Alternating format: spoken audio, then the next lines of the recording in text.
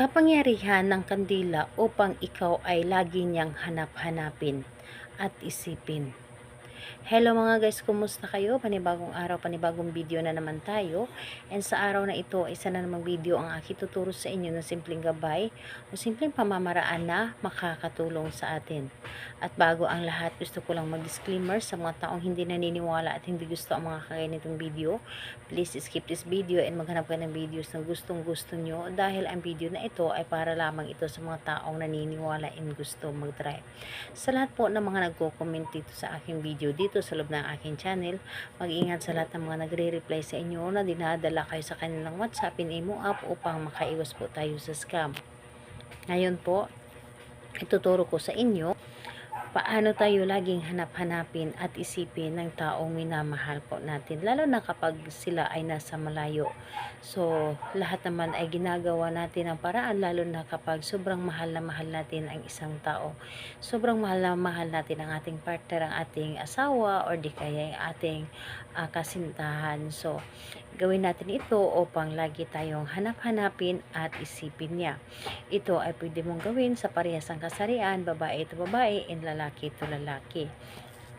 And syempre sa ating babae at lalaki na mag-partner.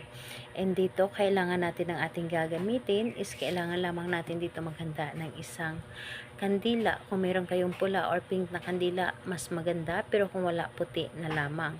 And ayun, kapag ready na ang ating gagamitin, syempre, maghanda ka rin ng ating panindi, posporo o di kaya lighter.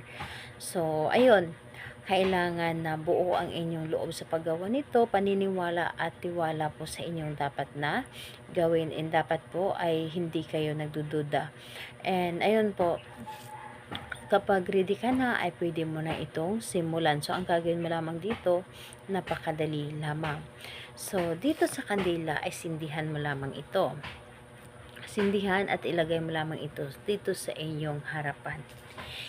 Ipatayo mo lamang ito sa inyong harapan at titigan mo ang kandila. Titigan ninyo na para makahata kayo ng mas malakas pa na energy. At dito mo sambitin habang tinititigan mo ito. I-visualize mo ang inyong target. Isipin mo ang kanyang mukha.